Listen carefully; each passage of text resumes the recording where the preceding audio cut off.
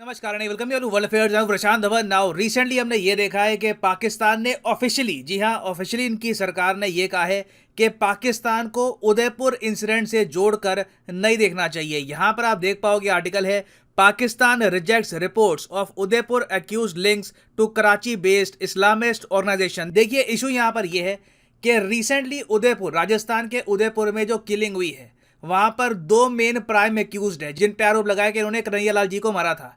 इनमें से एक जो एक्यूज्ड है ये 2014 में कराची में गया था और ये बात ऑफिशियली कही है पुलिस ने कि Udaipur murder accused went to Karachi in 2014। He had links with Dawat e इस्लामी।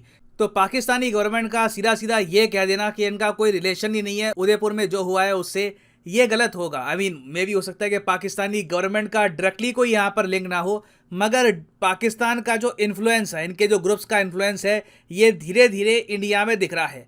और आज नहीं तो कल गवर्नमेंट को सोचना होगा कि जो कंटेंट यूट्यूब से और जगह से पाकिस्तान से छलक कर इंडिया में आ रहा है और जो सोच पाकिस्तान में एग्जिस्ट करती है उसको इंडिया में फैला रहा है, उसको काउंटर करने के लिए हम क्या कर सकते हैं। ऑलरेडी हमने पाकिस्तान के जो कई यूट्यूब चैनल हैं इनको बैन किया है। बहुत सारी जो मिस इन्फॉर्मेशन आती है पाकिस्तान से इंडिया में, इसको रिस्ट्रिक्ट किया है। तो कहीं ना कहीं देखिए कुछ मेजर स्टेप लेने की भी आवश्यकता है, क्योंकि क्लियरली पाकिस्तान खुद यहाँ पर कुछ रिस्पॉन्सिबिलिटी नहीं लेने वाला ना। अब यहाँ पर आप पूछोगे ये डिस्कशन वैसे हो भी क्यों रहा है इंडिया में कि लिंक्स क्या थे यहाँ पे टेरर एक्यूज के।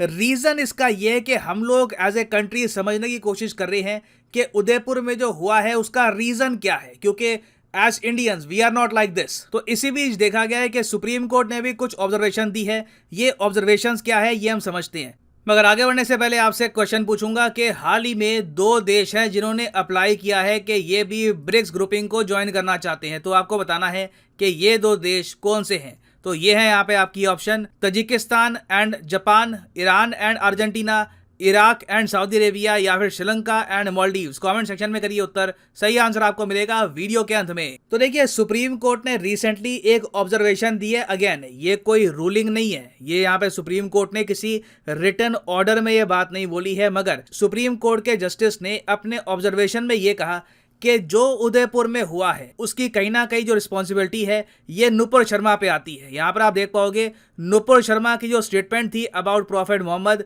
It is responsible for the unfortunate killing in Udaipur. और आगे सुप्रीम कोर्ट के जस्टिस सूर्यकांत साहब ने यह भी ऐड किया कि नुपुर शर्मा अकेले, she is single handedly responsible for what happened across the country. पूरे देश में जो भी हुआ है रिसेंटली उसके पीछे मेन रीजन यहाँ पे है नुपुर शर्मा। आगे जस्टिस सूर्यकांत ऐड करते हैं कि नुपुर शर्मा की जो भी स्टेटमेंट थी it was made for cheap publicity and political agenda. अब ये यहाँ पर सुप्रीम कोर्ट की ऑब्जर्वेशन है। अब इमीडिएटली यहाँ पर आप एक क्वेश्चन पूछोगे, वेट सडनली सुप्रीम कोर्ट यहाँ पर कैसे आ गया। देखो इशू यहाँ पर यह है, नुपुर शर्मा पर आज के समय देश भर की वेरियस हाई कोर्ट में लोगों ने केस डाल दिए हैं।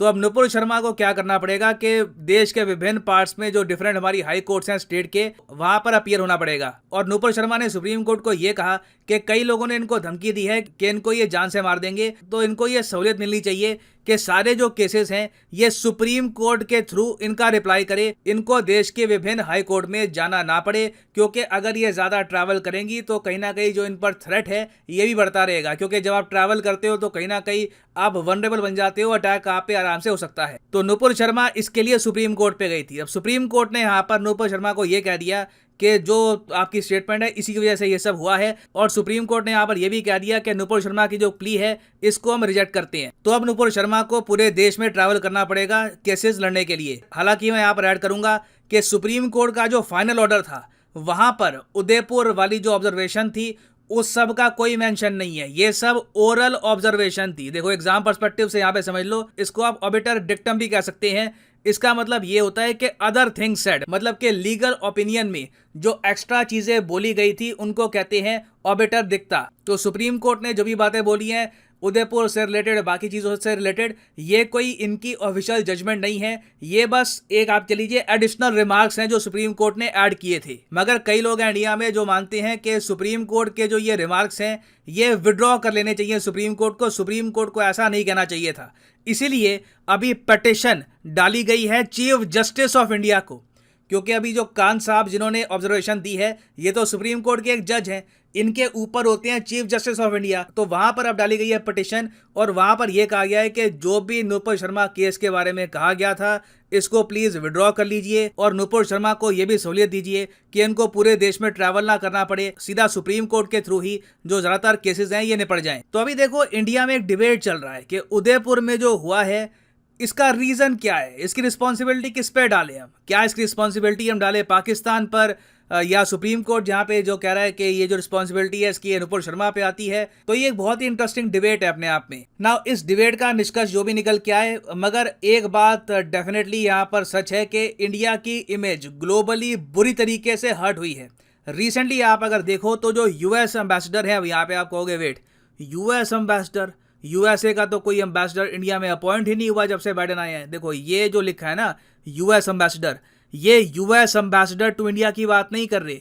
एक यूएसए ने खास राजदूत अपॉइंट कर रखा है रिलीजियस फ्रीडम को लेकर, जिसका काम यह है कि दुनिया भर में ऑब्जर्व करे कि रिलीजियस फ्रीडम को फॉलो किया जा रहा है या नहीं किया जा रहा। तो यूएसए के जो एम्बेसडर हैं ऑफ रिलीजियस फ्रीडम, इन्होंने रिसेंटली ये कहा है कि ये बहुत हद तक कंसर्न है about religious freedom in India. जिस तरीके से माइनॉरिटीज़ को टारगेट किया जा रहा है ये एक मेजर कॉज ऑफ कंसर्न है और ये यहाँ पर कह रहे हैं कि इंडिया में काफ़ी बार ओपन कॉल दी गई है जेनोसाइड की भी। तो ओवरऑल मैं कहूँगा हमें नीड ये है आज के समय कि एज ए कंट्री हम इकट्ठा आए, अपनी यूनिटी दिखाएं। जो भी केसेस रिसेंटली हुए हैं इसने इंडिया की प्लूरलिस्टिक इमेज को बुरी तरीके से हर्ट किया है। और मैं आपको ये बता दूं, आज नहीं तो कल इससे इन्वेस्टमेंट्स पर भी इम्पैक्ट आएगा। ये सिर्फ इमेज की बात नहीं है। एक स्टेबल कंट्री, एक यूनाइटेड कंट्री, एक स्ट्रॉन्ग कंट्री इन्वेस्टमेंट्स भी अट्रैक्ट करती है। कंपनी ज़्यादा सिक्योर, ज़्यादा कॉन्फिडेंट फील करती है ऐसे एनवायरनमेंट में। तो नीड ये है कि we need to get our house in order ताकि कंट्री कंसिस्टेंटली ग्रो करती रहे and we keep on attracting more FDI. And finally वापस आते हैं अपने क्वेश्चन की तरफ कि रिसेंटली वो कौन से दो देश है जिन्होंने कहा है कि जी हम भी ब्रिक्स ग्रुपिंग का पार्ट बनेंगे। तो सही उत्तर यहाँ पे है option B is the right answer, Iran और अर्जेंटीना। इन दोनों देशों ने कहा है कि ये भी ऑफिशियली अब ब्रिक्स ग्रुप का पार्ट बनना चाहते हैं और बहुत ही जल्द आपको दिखेगा अगर सारे ब्रिक्स कंट्रीज में सहमति बन गई तो 5 ब्रिक्स मेंबर से बढ़ के हो जाएंगे 7 ब्रिक्स मेंबर्स। और फाइनली यहाँ पर मैं ये भी ऐड कर दूं कि लाइफ में अगर आप एक बार प्रॉपरली यूपीएससी एग्जाम की तैयारी करना चाहते हैं, किसी भी एग्जाम की तैयारी करना चाहते हैं, चाहे आईआईटी हो, बैंक हो, तो सिंपली जाइए कमेंट सेक्शन में आपको मिलेगी ये पिंड कमेंट और यहाँ पे आप परचेज कर सकते हैं the course of your choice. For example let's say आप प्रिपेयर कर रहे हैं फॉर यूपीएससी, क्लिक करिए यूपीएससी पर और यहाँ पे आपके सामने खुल जाएगा ये पेज और यहाँ पे आप परचेज कर पाएंगे UPSC course for 36 month as well. अगर मान लीजिए आप एक कॉलेज स्टूडेंट हैं, अभी आपके पास टाइम है 2-3 साल का आराम से यूपीएससी की प्रिपरेशन करनी है, तो 36 महीने का जो कोर्स है ये भी आप कर सकते हैं परचेज। मगर जो प्राइसेस यहाँ पर लिखे हैं ये पे करने की जरूरत नहीं है। सिंपली यहाँ पर कोड यूज करिए PD10 and the prices will start falling. So use the code PD10 and save money. So इसी नोट के साथ ये है वीडियो का। Thank you for listening and as always God bless you all.